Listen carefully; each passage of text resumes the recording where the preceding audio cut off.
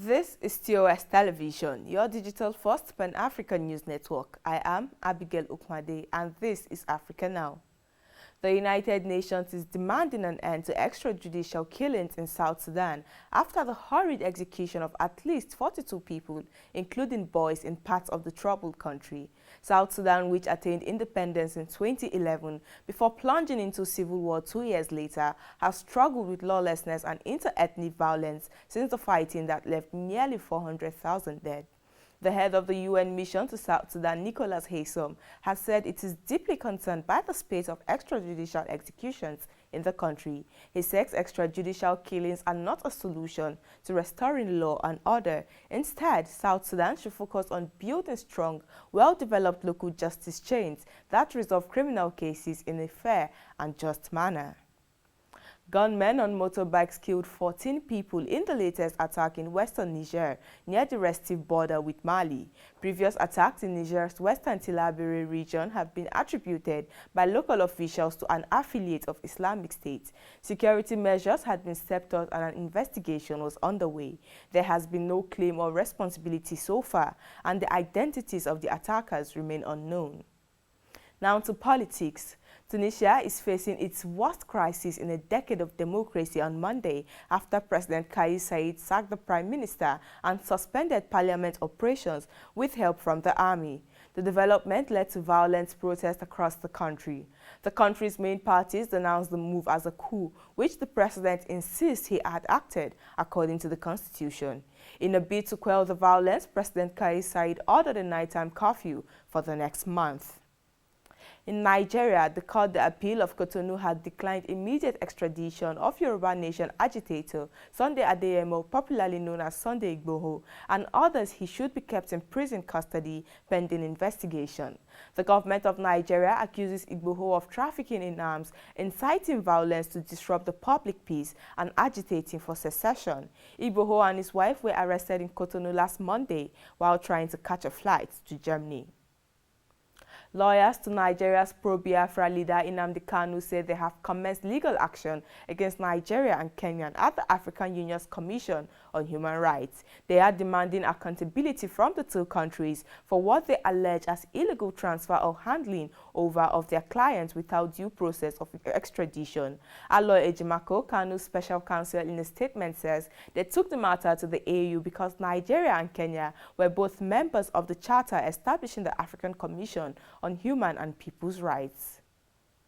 This is your digital-first Pan-African news network, TOS Television. You are watching Africa Now. We move to business after the break. Do stay tuned.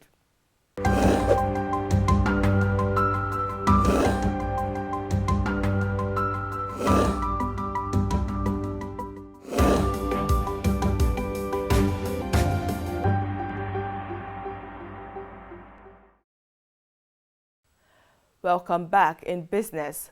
A Uganda Central Bank data on Monday shows the country's public debt as of the end of April 2021 was up 15.1% from June 2020. The Bank of Uganda, in the State of Economy report for June 2021, says the debt at 66.1 trillion shillings is attributed to the increase to a 33.6% growth in domestic debts. The bank says public external debt also grew by 13.0%, largely attributed to the disbursement of loans by multilateral and bilateral creditors.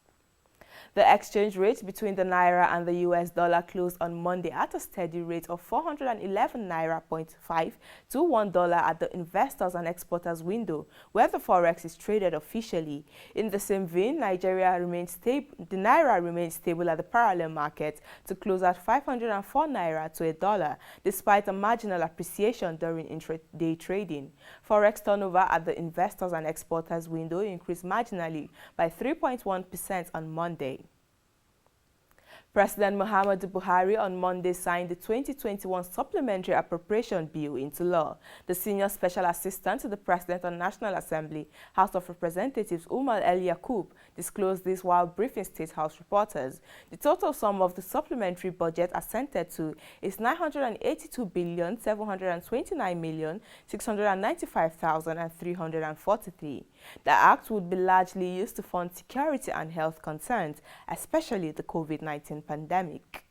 And away from business, Equatorial Guinea announced on Monday it was closing its embassy in London after the United Kingdom imposed sanctions against Theodorin Nguema Obiang, the vice president and son of the country's veteran president, over the allegedly siphoning state assets into his own bank account. The sanctions, which include an asset freeze and bans on entry to the UK, were on Saturday lashed as unilateral and illegal by the country's authorities. No detail as to when the decision will take effect has been given. South Africa's government has relaxed pandemic-related restrictions and lifted a ban on liquor sales. In an address to the nation on Sunday night, President Cyril Ramaphosa says the average daily number of new confirmed cases over the last weekend was around 12,000, which was a 20% drop from the previous week. Ramaphosa adds that the rate of vaccination will substantially increase in the coming weeks. South Africa, which has a population of 60 million, has administered over 6.3 million vaccine doses. And that is Africa Now. For more updates, to visit our website at www.tostvnetwork.com. Follow us and like our social media handles on Facebook, Twitter and Instagram. And remember to subscribe on YouTube. To stay with us and enjoy more programs on TOS Television Network. I am Abigail Ukmade. Thanks for watching.